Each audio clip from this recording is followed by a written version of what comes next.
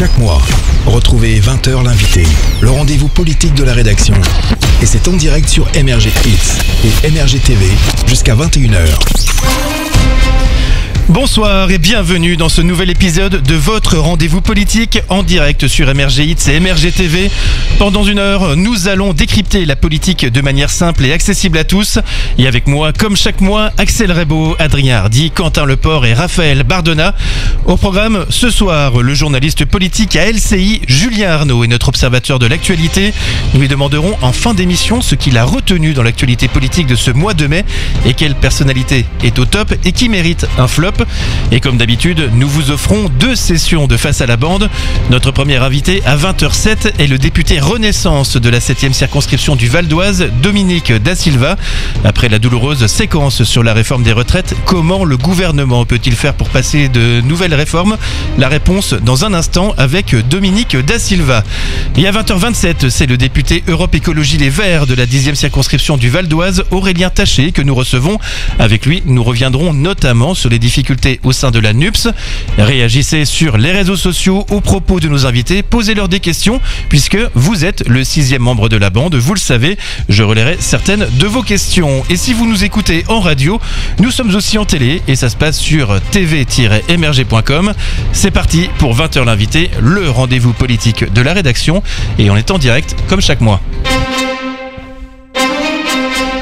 Et avant de commencer, qu'est-ce qui nous attend en ce mois de juin qui a commencé hier? La réponse avec Quentin Leport. L'agenda politique. Bonsoir Quentin Leport. Bonsoir Benjamin. Mardi, c'est la 14e journée de mobilisation contre la réforme des retraites à l'initiative de l'intersyndicale. Les syndicats appellent à multiplier les initiatives le 6 juin avec notamment une nouvelle journée d'action commune, de grève et de manifestation. À Paris, rendez-vous est donné à partir de 14h aux Invalides. À Lyon, le départ est prévu dès 11h de la manufacture des tabacs avec pour destination la place Bellecour. Cette mobilisation doit permettre à l'ensemble des salariés de se faire entendre des parlementaires par l'abrogation de la réforme des retraites à une date clé. Jeudi prochain est examinée dans l'hémicycle la proposition de loi qui vise à abroger le report de l'âge de départ à la retraite à 64 ans. Elle est présentée par le groupe Lyotte mais sans son article 1er. Les 21 députés qui le composent accusent le gouvernement d'avoir empêché la tenue d'un débat clair et sincère en recourant à l'article 47-1 et à l'article 49.3. Cette utilisation rend nécessaire le retrait de la réforme des retraites selon le groupe Lyotte, puisque c'est elle qui a en premier lieu provoqué la crise sociale et politique dans laquelle nous nous trouvons. Yaël Braun-Pivet, la présidente de l'Assemblée nationale, a déclaré hier que la proposition n'a que de faibles chances d'être débattue dans la mesure où l'utilisation de l'article 1 de la Constitution, utilisé par le groupe Lyotte, constitue une charge pour les finances publiques. Avant-hier, la commission des affaires sociales de l'Assemblée nationale a voté la proposition de loi du groupe Lyotte sans son article 1er. Il prévoyait l'abrogation du recul de l'âge légal de départ à la retraite à 64 ans. La proposition de loi a été adoptée, vidée de sa substance. Le 10 juin se tient à Créteil le grand rassemblement de la Convention créé en février par Bernard Cazeneuve et qui revendique 4000 adhérents. Pour le lancement de son organisation, l'ancien Premier ministre invite les personnalités de gauche hostiles à la NUPES à laquelle il souhaite trouver une alternative. L'ancien président socialiste François Hollande va apporter son soutien à son ancien Premier ministre par sa présence le 10 juin lors de ce rassemblement. Bien que retiré de la vie politique, François Hollande soutient toutes les initiatives qui peuvent contribuer à recréer une force social-démocrate en capacité de gouverner le pays selon les mots de ses proches à l'AFP. 10 juin toujours, c'est le lancement des états généraux du parti Les Républicains au Cirque d'Hiver. Aux commandes, le député européen Geoffroy Didier. Le président du parti Éric Ciotti veut poser une ligne idéologique pour son parti. À partir du 17 juin, 6 mois de travail attendent les membres du groupe avec des débats dans les fédérations. Éric Ciotti s'est exprimé à ce sujet, je le cite, « Mon objectif, c'est que nous gagnions l'élection présidentielle de 2027. Ce type d'événement qui vise à redéfinir une ligne politique a déjà eu lieu par le passé à droite. En 1990, le RPR et l'UDF avaient organisé un exercice semblable pour redéfinir la doctrine de leur bord politique après 2 élections présidentielles perdues. » Et le 12 juin, un nouveau projet de loi pour améliorer l'accès aux soins des Français est débattu à l'Assemblée nationale. Il s'agit d'une nouvelle version de la proposition de loi soutenue à l'origine par Thomas Mesnier, ex-député de la majorité. Frédéric Valtou, ancien président de la Fondation hospitalière de France et député du groupe Horizon, en est à l'initiative. Co-signé par près de 200 députés de la majorité, ce texte veut rendre effective la participation obligatoire à la permanence des soins des établissements de santé. Il propose aussi de simplifier l'exercice des praticiens diplômés hors de l'Union européenne et de s'opposer à l'intérim médical dans certains établissements en début de carrière. Enfin, il vise également à renforcer les missions des conseils territoriaux de santé et élargir le nombre d'étudiants pouvant signer des contrats d'engagement de service public. Une allocation mensuelle versée en contrepartie d'un engagement dans un désert médical est envisagée. Et très rapidement, le 21 juin marque le départ de Laurent Berger, secrétaire général de la CFDT, de la direction de son syndicat, Quentin. Et c'est Marie-Lise Léon, actuellement numéro 2 du syndicat, qui va lui succéder. Laurent Berger, à nos confrères du journal Le Monde en avril dernier, avait déclaré qu'il est important que des femmes soient à la tête d'organisations syndicales. Le secrétaire général de la CFDT assure que ce départ, ce n'est ni un coup de tête, ni un choix dicté par l'actualité. Il rappelle que sa décision de mettre fin à son mandat avant qu'il n'arrive à son terme a été arrêtée dès la fin 2021. Merci Quentin Leport, je vous donne rendez-vous dans un mois. L'agenda politique. 20h07 sur MRG. Avant la fin de l'émission, le journaliste politique sur LCI, Julien Arnaud, est notre invité. Il est notre observateur de l'actu ce mois-ci. Vous saurez ce qu'il retient de l'actualité politique de ce mois de mai. Avant ça, place à notre premier invité politique. Face à la bande, votre rendez-vous politique. Dominique Da Silva, vous êtes député de la 7e circonscription du Val d'Oise. Merci d'avoir accepté notre invitation. Vous avez 54 ans. Votre métier, c'est chef d'entreprise et vous êtes également papa de 2 enfants. De 2008 à 2017, vous avez votre premier engagement électif puisque vous devenez premier adjoint au maire de Moisselles dans le Val d'Oise, délégué aux finances et au budget. 2016, vous rejoignez le tout jeune parti d'Emmanuel Macron, En Marche à l'époque, puisque vous êtes investi dans la 7e circonscription du Val d'Oise avant d'être élu le 18 juin 2017 et réélu le 19 juin 2022. À l'Assemblée nationale, vous faites le grand écart géographique puisque vous êtes vice-président des groupes d'amitié France-Cap-Vert, du groupe d'amitié France-Portugal et du groupe d'amitié France-Suède. Dominique Da Silva, c'est la première partie de Face à la bande et je vous laisse entre les mains d'Axel Rebaud.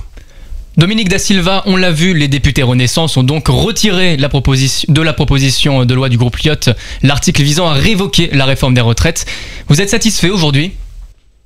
Satisfait, non, on peut pas être satisfait de cette situation. Maintenant, cette proposition de loi du groupe Lyot, je considère que c'est une supercherie, une provocation de plus, parce que le débat sur la réforme des retraites, si ce débat a été empêché à la base, c'est parce qu'on n'a pas voulu examiner l'article 7, qui est donc le fameux article qui traite effectivement du report de l'âge.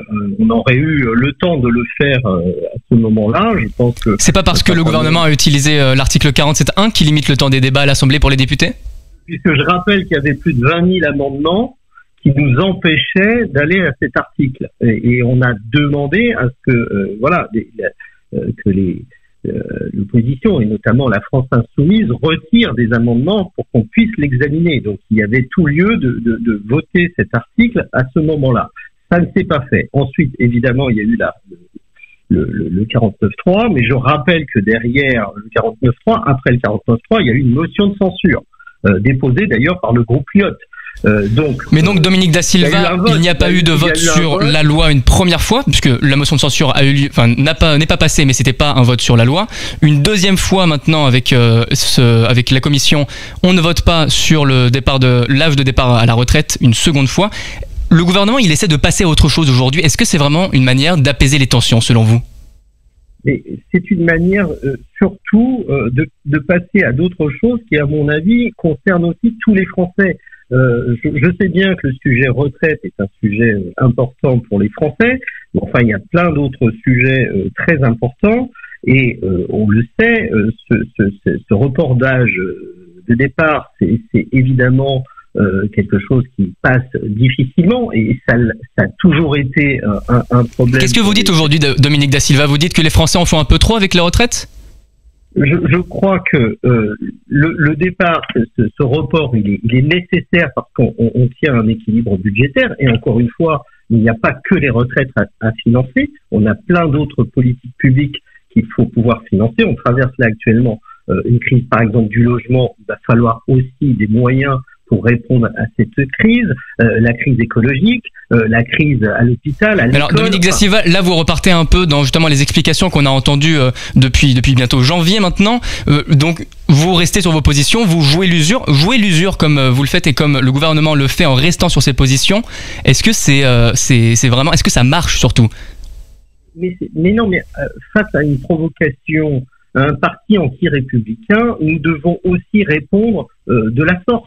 Parce que on salit nos institutions, on respecte plus la Constitution. Je rappelle que cette proposition... Vous dites anti-républicain, c'est qui les anti-républicains? C'est la NUPES en entière? La NUPES entière, en tout cas les filles sûrement, et d'autres qui sont un peu leurs alliés. Voilà. Et je pense que quand on a un président... Donc les alliés de la NUPES, donc ELV, PS, PCF, eux ils sont un peu anti-républicains, c'est ce que vous dites? C'est un peu compliqué d'être entre les deux, comme vous dites.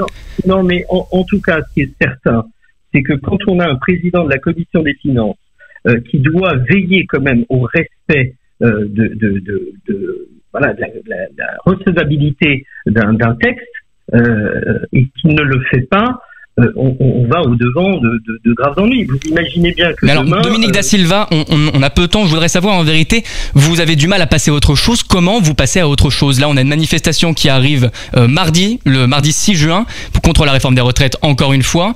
Comment vous faites pour passer à autre chose? Parce que vous êtes sans cesse ramené à cette réforme. Eh ben, sans cesse peut-être, mais sans cesse, nous repousserons effectivement ces assauts parce que on considère encore une fois que le débat a eu lieu. Il n'a pas été évidemment à la hauteur des attentes, mais encore regardons ce qui s'est passé concrètement. Certains l'ont empêché, je le répète. Cet article 7, il aurait pu être examiné normalement si on ne s'était pas opposé à son examen. Ensuite, on peut jouer effectivement, on peut rejouer le match continuellement.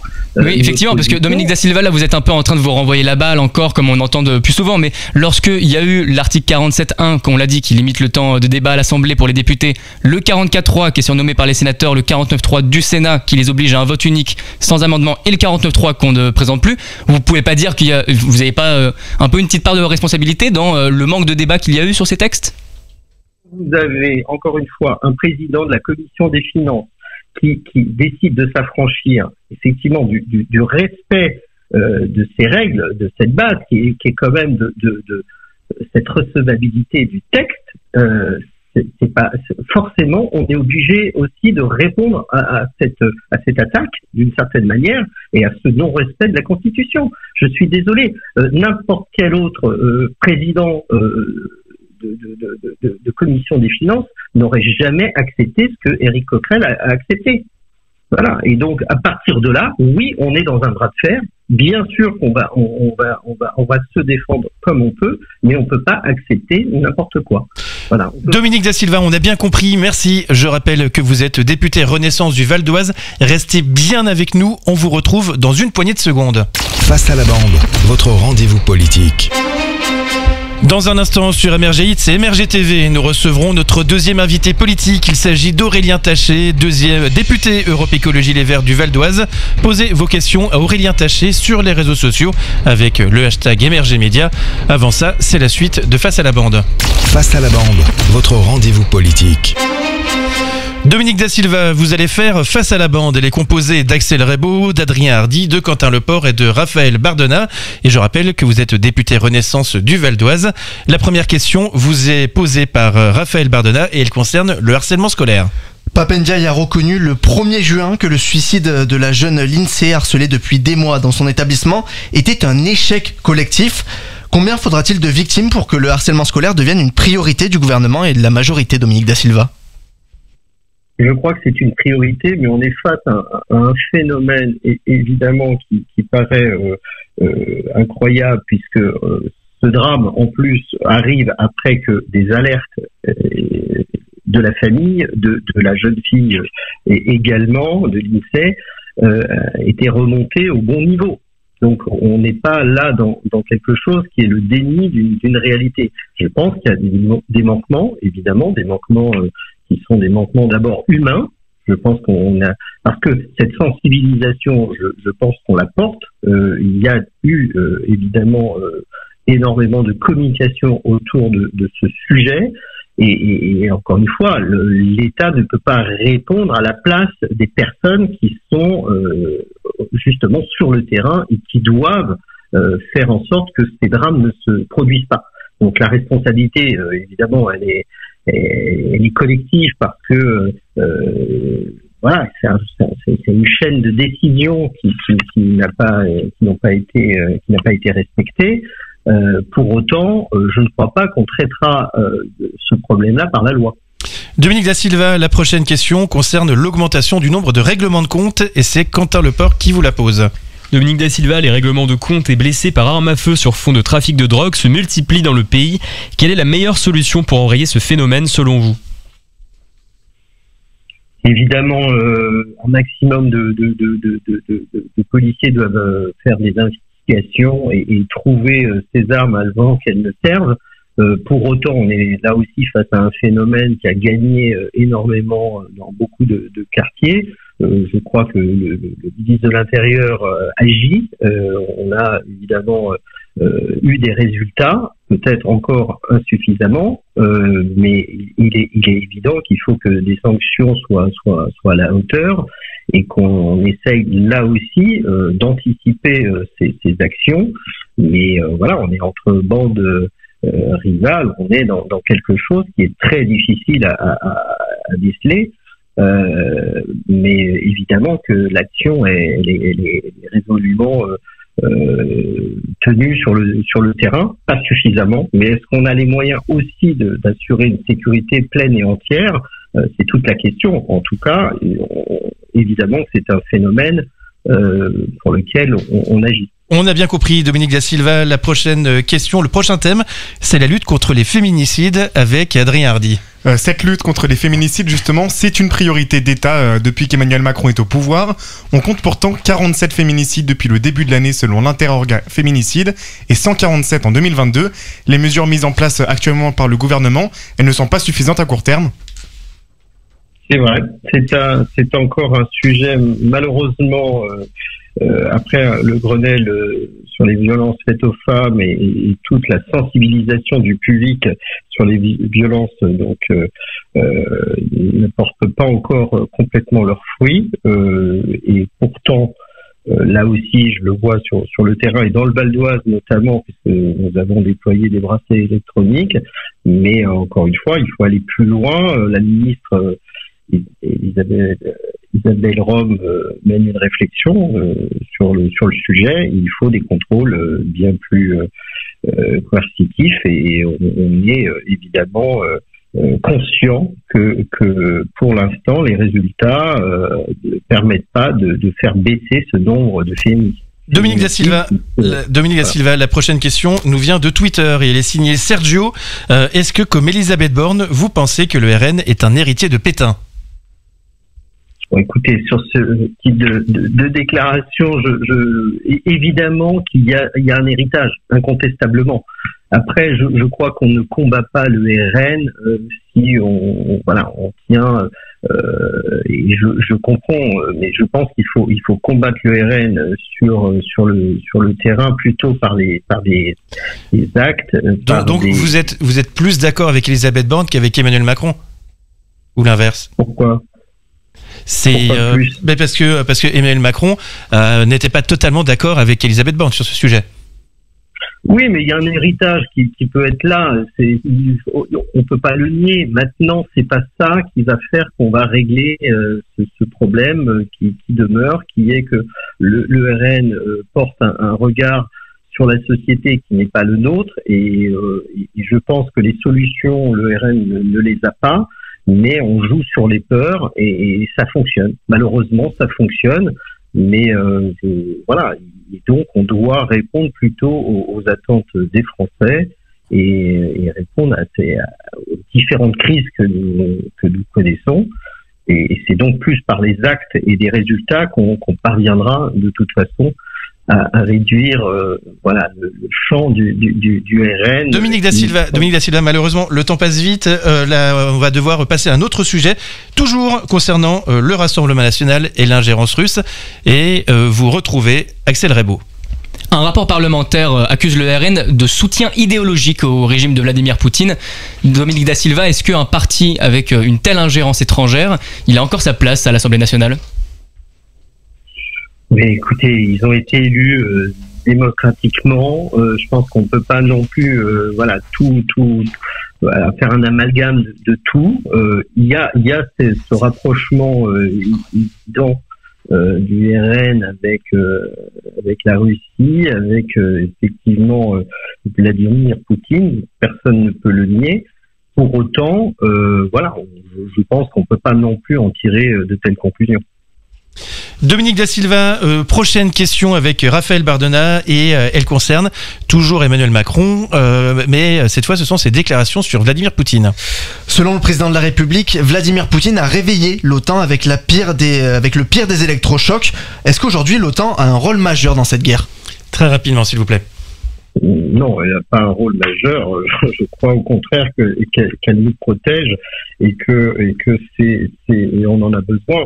Parce que il est évident que en aidant à travers l'OTAN, en aidant l'Ukraine, on protège l'Europe et on nous protège d'une certaine manière, on protège l'Occident. Enfin voilà. Donc pour moi, il n'y a pas de lien entre l'OTAN et cette crise voulue et décidée par un seul homme, Vladimir Poutine. C'est la fin du temps imparti. Merci Dominique Da Silva d'avoir accepté notre invitation et merci d'avoir accepté le principe de Face à la bande. Je rappelle que vous êtes député Renaissance du Val d'Oise. Face à la bande, votre rendez-vous politique. Dans un instant sur MRG Hits et MRG TV, deuxième salve de Face à la bande, nous restons dans le Val d'Oise et cette fois c'est du côté d'Europe Écologie Les Verts que nous nous tournons puisque nous recevons le député Aurélien Taché. Et il y a 3 mois, nous étions pendant 9 jours installés au Salon de l'Agriculture. Si vous avez raté les interviews que nous avons réalisées de Brice Hortefeux, Émeric Caron, Geneviève Dariussec, je vais y arriver, Jordan Bardella ou encore l'ancien président de la République, Raphaël François Hollande, direction la chaîne YouTube de MRG Média. Et avant de retrouver notre deuxième invité, il est 20h24 sur MRG Hits Online et on se replonge il y a 21 ans. À l'époque, le groupe Dionysos sortait Song for a Jedi et c'est ce qu'on écoute tout de suite sur MRG Hits Online. Chaque mois, retrouvez 20h l'invité, le rendez-vous politique de la rédaction. 20h27 sur MRG Hits et MRG TV, toujours en direct, en radio et en vidéo. 20h l'invité, c'est le rendez-vous politique mensuel de la rédaction de MRG Média. Et chaque mois, nous recevons 2 invités politiques pour leur poser toutes les questions sans langue de bois. Et si vous, chez vous, vous en avez, eh bien, direction le hashtag MRG Média et nous les poserons à nos invités. Et justement, confrontons la bande à un nouvel invité. Face à la bande, votre rendez-vous politique. Aurélien Taché, vous êtes député Europe Écologie Les Verts de la 10e circonscription du Val d'Oise et trésorier du groupe écologiste. Merci d'avoir accepté notre invitation. Vous avez 39 ans et lors de vos études à Limoges, vous découvrez la politique en vous engageant à l'UNEF que vous présiderez puis à la section locale du PS. 2014, vous devenez conseiller de la ministre du Logement sous Hollande, Sylvia Pinel, puis Emmanuel Cos. Fini le PS, en 2017, vous vous présentez aux législatives sous l'étiquette La République En Marche. Vous êtes élu, mais au mois de mai 2020, vous claquez la porte du parti présidentiel, arguant que vous êtes un homme de gauche, et c'est pourquoi vous devez quitter La République En Marche.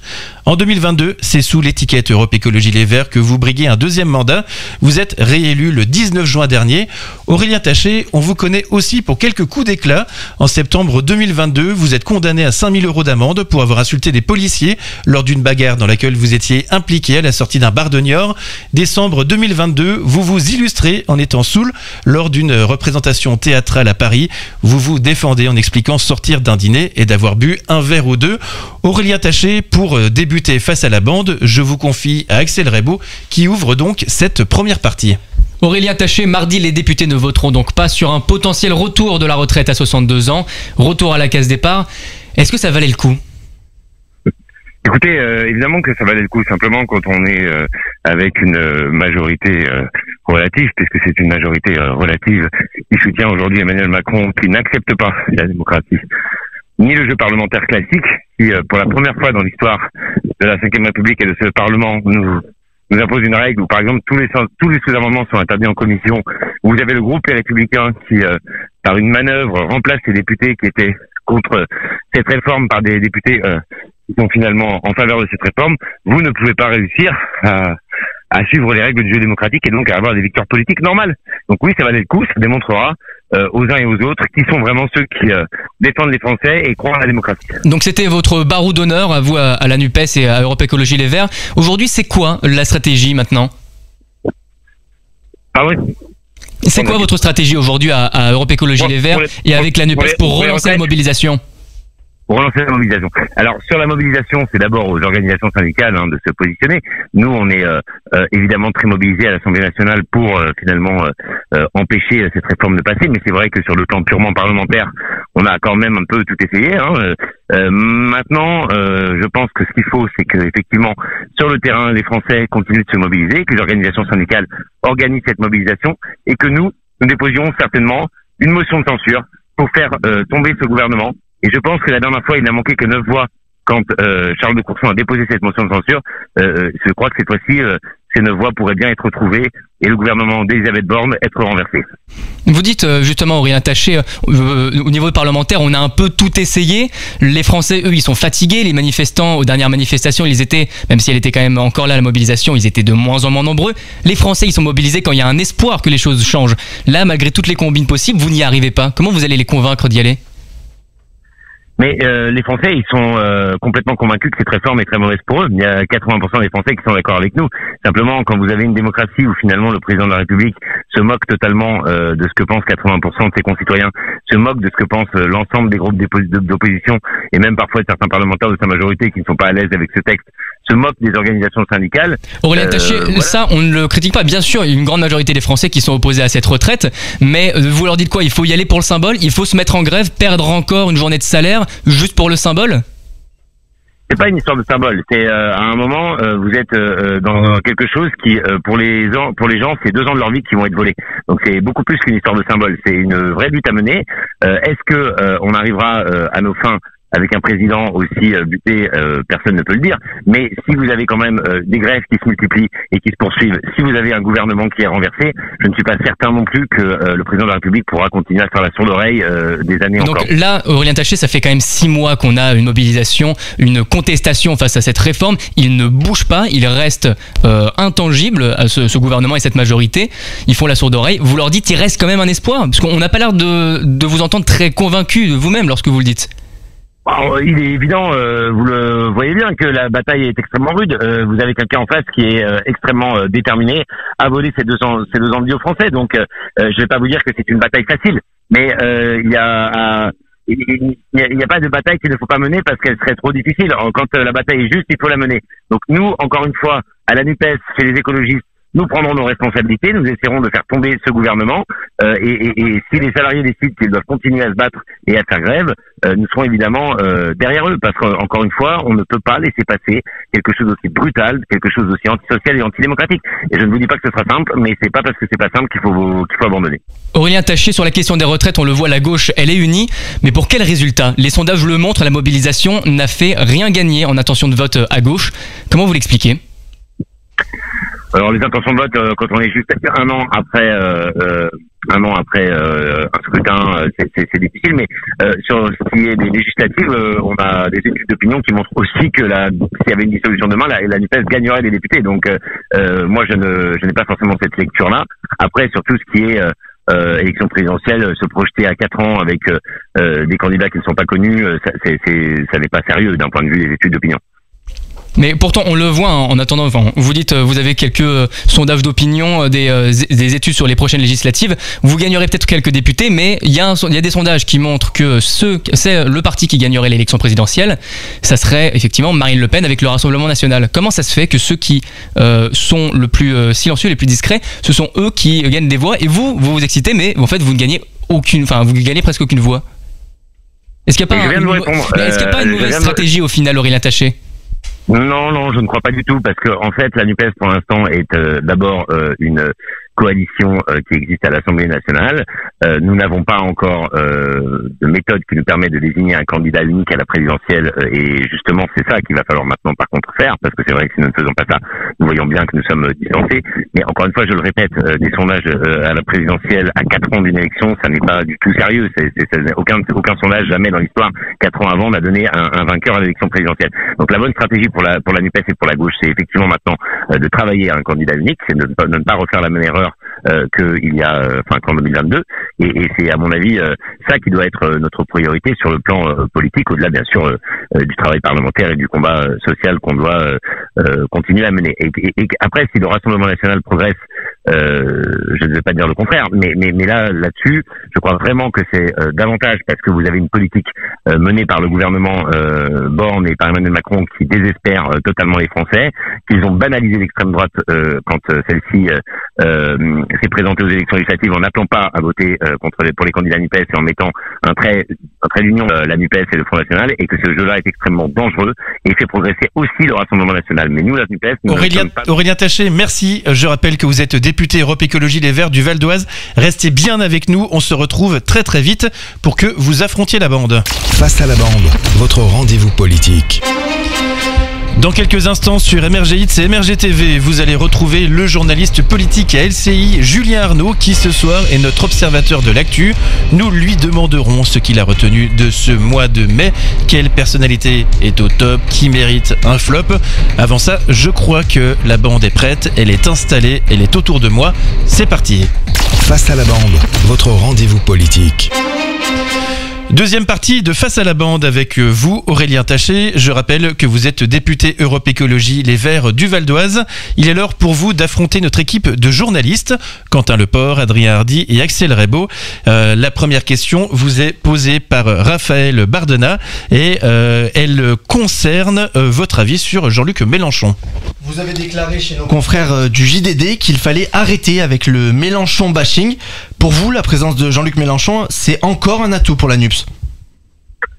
En tout cas, ce dont je suis convaincu, c'est que c'est grâce à lui que la NUPES a existé, que c'est grâce à lui aussi que, par exemple, dans une ville populaire comme la mienne, à Cergy, les gens se sont déplacés pour aller voter. J'ai très souvent entendu que de toute façon, dans le monde politique, j'ai très souvent entendu que de toute façon, les quartiers populaires, ça ne servait à rien de s'intéresser à eux ou d'y faire campagne. C'est des gens qui ne votaient pas.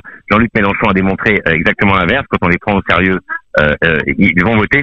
Donc, pour moi, au moins ces deux raisons-là, je trouve qu'il y a un véritable respect à avoir pour Jean-Luc Mélenchon. Après, Jean-Luc Mélenchon se prononcera, et c'est déjà d'ailleurs prononcé à plusieurs reprises, mais bon, il confirmera certainement encore que il ne souhaite pas retourner à l'élection présidentielle. Pour l'instant, on en est encore loin. Et à la NUPES, la NUPES a celui à l'Assemblée nationale. Jean-Luc Mélenchon n'est plus à l'Assemblée nationale, donc le sujet n'est pas vraiment là. Mais en tout cas, avoir finalement en France un espèce de coupable tout trouvé pour tous les mots qui serait Jean-Luc Mélenchon me semble assez ridicule. Aurélien Taché, le prochain sujet concerne l'initiative de Bernard Cazeneuve qui s'appelle La Convention, et c'est avec Quentin Leport que vous voyez cela. Aurélien Taché, Bernard Cazeneuve donc, est à l'initiative de la Convention qui est hostile à la NUPES. Vous comprenez le fait qu'il y ait une scission au sein de la gauche française actuellement ? Oui, oui, je le comprends. Oui, je le comprends parce que vous avez effectivement une partie de la gauche, on va dire historique, le Parti socialiste, Bernard Cazeneuve et d'autres personnalités qui ont gouverné par le passé, qui sont encore persuadés que finalement ils ont tout bien fait, qu'ils avaient raison sur tout. La preuve en est que leur candidat, le président de la République de l'époque, n'a même pas pu se présenter. Et qui ne sont pas du tout convaincus par l'idée d'un programme de rupture. La vraie différence entre la NUPES et ce qu'on a pu connaître par exemple avec François Hollande, c'est qu'il y a l'idée d'une rupture sur de nombreux sujets, sur la question écologique, sur la question démocratique, sur la question sociale. Il y a vraiment l'idée que il faille complètement changer de modèle et pas simplement essayer d'accompagner un capitalisme effréné qui, on le voit bien, malheureusement sur le plan tant environnemental que social, fait d'énormes dégâts et n'est pas régulable sans des vraies ruptures. Voilà, c'est ce mot de rupture que je veux souligner parce que c'est vraiment ça qui a fait la différence entre la NUPES et le reste de la gauche. Donc effectivement, il y a là-dessus un désaccord. Longtemps, la gauche française a majoritairement pensé qu'il n'y avait pas de rupture souhaitable et qu'il fallait aménager le système. Aujourd'hui, les urgences ont fait finalement bouger les lignes et démontrent qu'une majorité de gens qui se sentent de gauche souhaitent une véritable rupture. On a bien compris, Aurélien Taché, la prochaine question vous est posée par Raphaël Bardona et elle concerne la fondation d'un grand parti écologiste. Vous avez déclaré à Libération que vous souhaitiez donc la formation d'un futur grand parti écologiste. Est-ce qu'il pourrait y avoir des gens de Renaissance et de la droite dans ce grand parti, Aurélien Taché ? Alors moi, je ne ferme la porte à personne, à condition que les gens qui décideraient de rejoindre les écologistes, vous savez que nous sommes en ce moment dans le cadre d'une démarche qui s'appelle les États généraux de l'écologie, qui est donc initiée par Marine Tondelier, Europe Écologie Les Verts. D'ailleurs, elle était à Cergy il y a 2 ou 3 semaines avec moi pour faire l'un de ces événements sur l'écologie populaire. Nous avions des gens de tous horizons. Mais moi, j'ai aucun problème avec le fait que les gens qui aient pu se sentir à droite ou à Renaissance rejoignent ce futur parti à condition qu'ils soient finalement convaincus par son programme. Si ce sont des gens qui considèrent qu'effectivement, au nom de l'impératif climatique, il y a aujourd'hui des réformes... Donc en fait, il faut que ce soit des gens de gauche, tout simplement, Aurélien Taché. Est-ce que vous êtes en train de dire, si vous parlez, il faut qu'ils deviennent des gens de gauche? Pardon? Vous voulez qu'ils deviennent des gens de gauche. S'ils adhèrent à vos idées, il faut que ce soit des idées de gauche. Oui, si vous voulez. En tout cas, je sais. Oui. Monsieur Pisani-Ferry est-il de gauche ou de droite? Je n'en sais rien. Toujours est-il que dans son rapport, il dit qu'il faut un ISF, un impôt sur la fortune climatique pour financer la transition écologique. Moi, tous les gens qui sont d'accord avec ça sont les bienvenus. Aurélien Taché, vous allez retrouver Axel Rebaud qui va vous poser une question concernant le modèle écologiste allemand. Oui, effectivement, on a Aurélien Taché, donc le modèle allemand qui est effectivement calqué sur celui d'Europe Écologie Les Verts, plus de nucléaire, les énergies renouvelables, mais à chaque fois on est obligé de repartir sur le charbon, ce qui fait que l'Allemagne pollue comme 2 fois la France. Est-ce que c'est vraiment le modèle que vous voulez suivre ? Moi, ce que je pense fondamentalement, c'est qu'on peut avoir un scénario énergétique en France qui soit uniquement basé sur le renouvelable. Alors je ne vous dis pas qu'il faut fermer toutes les centrales nucléaires demain, ce serait n'importe quoi. Mais je pense que si on fait les investissements nécessaires aujourd'hui et que plutôt que d'investir dans une énergie qui encore une fois ne nous rend pas par exemple plus indépendants, comme je l'entends souvent, parce que il faut importer l'uranium, et on voit bien que si Monsieur Macron a été jusqu'en Mongolie, c'était pour aller chercher finalement de nouvelles filières pour importer de l'uranium parce qu'il a du mal à en trouver ailleurs, et qu'on n'est pas sur quelque chose qui sera durable. Et l'écologie politique, son credo, c'est de trouver un modèle qui soit soutenable pour les siècles à venir, si on veut préserver la planète réellement. Donc je pense que le modèle nucléaire n'est pas la voie à suivre. Aujourd'hui, il y a un historique en France, il ne faut pas le nier. Ça a permis effectivement certainement à une époque de faire baisser le charbon, tant mieux. Mais aujourd'hui, on peut très bien, RTE, de grands organismes qui sont finalement des organismes publics, d'État, je ne vous parle pas de Greenpeace ou que sais-je, font des scénarios en disant que le 100% renouvelable est possible. Donc c'est une question de choix politique et d'investissement à faire dès maintenant. Aurélien Taché, on reste dans l'écologie. C'est une question qui nous vient de Twitter et qui vous est posée par Michaela. Pour un parti écologiste, on vous entend très peu sur l'écologie. Moi, personnellement, vous voulez dire ? Non, le parti en lui-même parle visiblement de beaucoup de sujets, mais assez peu d'écologie. Oh, je trouve pas que ce soit fondé. Quand vous écoutez, par exemple, la secrétaire nationale Marine Tondelier, qui est donc notre responsable principal, elle est très souvent sur les sujets de réchauffement climatique, de gestion de l'eau. On a par exemple beaucoup parlé des écologistes récemment, notamment parce que nous étions engagés dans cette lutte contre les bassines à Sainte-Soline. Moi-même, j'ai fait fermer une bassine illégale dans mon département du Val d'Oise. Donc non, nous sommes tout à fait sur ces enjeux-là, mais l'écologie politique, ça n'est pas juste l'environnementalisme, si vous voulez. Évidemment que le combat climatique est au cœur de l'écologie politique, puisque nous pensons que s'il n'y a plus de planète, il n'y a plus possibilité de finalement avoir des sociétés humaines qui soient plus justes, plus égales. Mais nous sommes aussi complètement engagés dans ces combats-là. Encore une fois, l'écologie politique, ça n'est pas juste le ministère de l'Environnement, c'est avoir une vision de la société sur l'ensemble des sujets. Donc il est normal aussi qu'on parle d'autres sujets. Aurélien Taché, merci d'avoir accepté notre invitation. Merci beaucoup d'avoir joué le jeu de Face à la bande. Je rappelle que vous êtes député Europe Écologie Les Verts de la 10e circonscription du Val d'Oise. Merci beaucoup. Face à la bande, votre rendez-vous politique. Dans quelques instants sur MRG Hits et MRG TV, nous retrouverons l'Observatoire de l'actu avec le journaliste politique à LCI, Julien Arnaud. Il sera là avec nous dans quelques instants. Et si vous voulez retrouver tous nos anciens observateurs de l'actu, direction YouTube.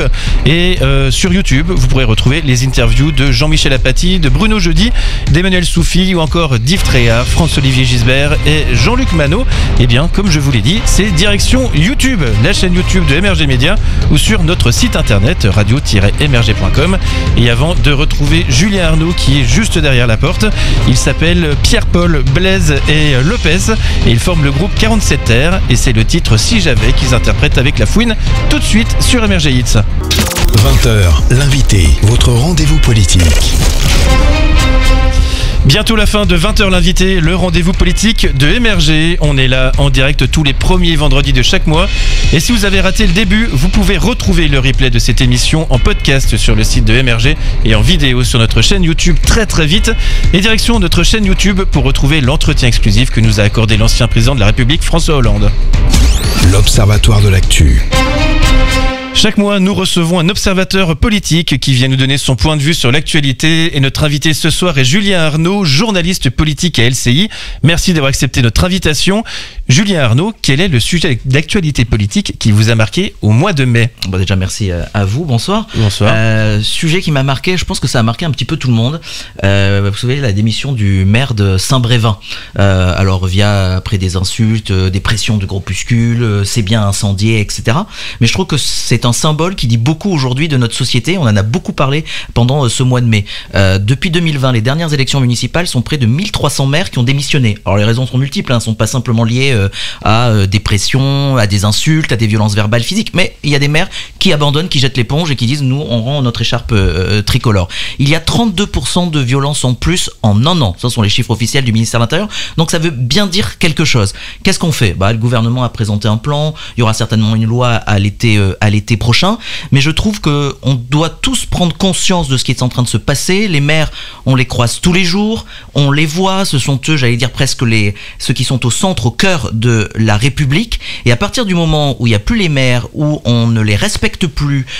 c'est un mandat qui est en danger, selon vous ? C'est un mandat qui est en danger. Il y a des élections municipales, je vous dis pas la crise des vocations en 2026, enfin je trouve que c'est assez inquiétant et que ça doit absolument interpeller. Je trouve qu'on est passé d'une société où on avait un citoyen à presque un consommateur, c'est-à-dire que le maire on le voit, on lui demande des choses, je veux tout de suite, en moins de 24 heures, puis si ça l'est pas, je suis là pour l'engueuler, je peux même l'insulter et ça peut être violent. Ça je trouve que c'est particulièrement interpellant. Mais pourquoi est-ce qu'il y a eu cette bascule, puisqu'à l'origine le maire est quand même l'élu préféré des Français, puisque c'est l'élu le plus proche localement. Qu'est-ce qui a été cette bascule ? Est-ce que déjà il y a eu quelque chose qui a fait une bascule ?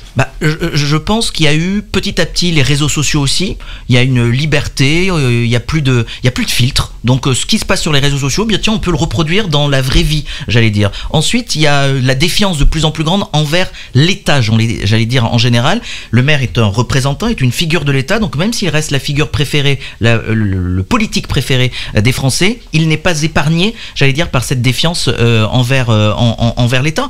Et effectivement, il y a une bascule, il y a quelque chose qui est en train de se passer, mais je pense que ça doit être pris très au sérieux. Et un flop, à qui est-ce que vous adresseriez un flop sur ce mois de juin ? Qui est-ce qui a été un peu moins bon ce mois-ci, le mois dernier ? Alors c'est un ministre. D'accord. Pap Ndiaye, le ministre de l'Éducation nationale. Alors c'est un sujet, c'est pas drôle du tout, c'est au contraire là aussi très interpellant. C'est le harcèlement scolaire et le décès le suicide même de cette jeune fille, Lindsay. Des tweets du ministre de l'Éducation nationale, un petit peu de discours, etc. On attend autre chose d'un ministre. Alors je dis pas que le sujet il est facile, qu'il peut se régler en un claquement de doigts, en coup de baguette magique. Ça fait des années qu'on nous en parle. Je pense qu'on peut compter le nombre de colloques, de journées spéciales qui ont été faites, mais ça ne bouge pas, ça n'avance pas. Et puis surtout, après le suicide de cette jeune femme, ça a continué le harcèlement dans l'établissement. On a l'impression qu'ils sont tous dépourvus, que ce soit le personnel enseignant, que ce soit bien évidemment la douleur des parents, les camarades ne savent plus quoi faire, les politiques ne savent pas quoi faire, alors que c'est un sujet majeur. Et là aussi, ça ne cesse d'augmenter. Voilà, il faut vraiment prendre le sujet à bras le corps, et les larmes, si les politiques en ont et qu'ils les commentent, je pense qu'elles sont réservées aux parents, à la famille. Le politique, il se doit d'agir. Donc et là, pour l'instant, c'est raté. Donc vous pensez qu'il a mal agi ? Oui, il n'y a pas eu, c'est même pas une question de mal agir, c'est-à-dire que je trouve qu'il n'y a pas eu de réaction à la hauteur. Et maintenant, il faut prendre vraiment le sujet à bras le corps. Oui, puisqu'il semblerait aussi qu'il y ait eu des dysfonctionnements de la part du principal du collège aussi. Oui, c'est toute une chaîne qui doit être revue. C'est pas pour blâmer X ou Y, mais à un moment donné, il y a un ministre, il est là, c'est le patron de l'éducation nationale, c'est à lui aussi d'agir et j'allais dire de taper du poing sur la table et de prendre vraiment ce sujet avec intérêt. Et puis, quelle personnalité politique est pour vous à surveiller pour les mois à venir? À surveiller, alors j'allais dire c'est pas une personnalité, c'est une famille, un parti politique, les Républicains.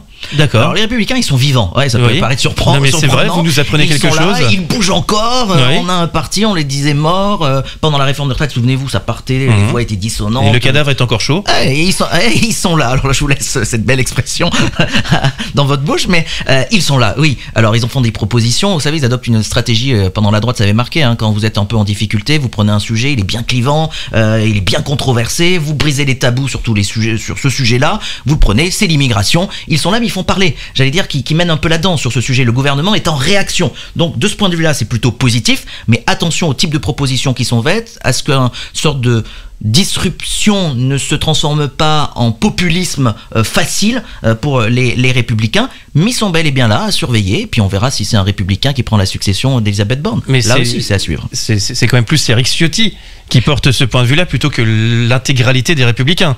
Sur ces sujets-là, il y a plutôt eu une unanimité, que ce soit Éric Ciotti, que ce soit Bruno Retailleau, que ce soit Olivier Marleix. Donc là on est sur l'Assemblée, le Sénat et le parti, pour une fois. D'ailleurs, ça réjouit les militants et les élus. Ils sont d'accord. Eh bien, merci beaucoup, Julien Arnaud. Merci d'avoir accepté notre invitation et d'avoir fait le déplacement. Je rappelle quand même que vous êtes journaliste politique à LCI. Merci d'avoir commenté l'actualité politique pour nous, Julien Arnaud. L'Observatoire de l'actu. Le 8e numéro de 20h l'invité, c'est fini. Déjà, un grand merci à nos invités politiques de s'être prêtés à l'exercice de Face à la bande. Le député Renaissance du Val d'Oise, Dominique Da Silva, ainsi que le député Europe Écologie Les Verts du Val d'Oise également, Aurélien Taché. Merci également au journaliste politique à LCI, Julien Arnaud, qui était ce soir notre observateur de l'actu. Et merci aussi à vous, la bande, Axel Rebaud, Adrien Hardy, Quentin Leport et Raphaël Bardena. Vous êtes au rendez-vous chaque mois et je vous en remercie. Raphaël Bardena, d'ailleurs, que vous retrouvez dans quelques secondes en compagnie de toute son équipe dans Storytelling. Le 17 mai dernier, l'avocat Gilbert Azibert était condamné en appel aux côtés de Nicolas Sarkozy et Thierry Herzog à 3 ans de prison dans l'affaire des écoutes. L'avocat de Gilbert Azibert, Dominique Allegrini, est dans Storytelling ce soir. Et si vous aimez le rap, ne ratez pas l'interview de Emeric de Skyrock. Effectivement, c'est le grand écart. Quant à moi, je vous dis au revoir en musique avec Skyboy de Duncan Lawrence et je vous donne rendez-vous dans un mois pour un nouvel épisode de 20h l'invité en direct, évidemment.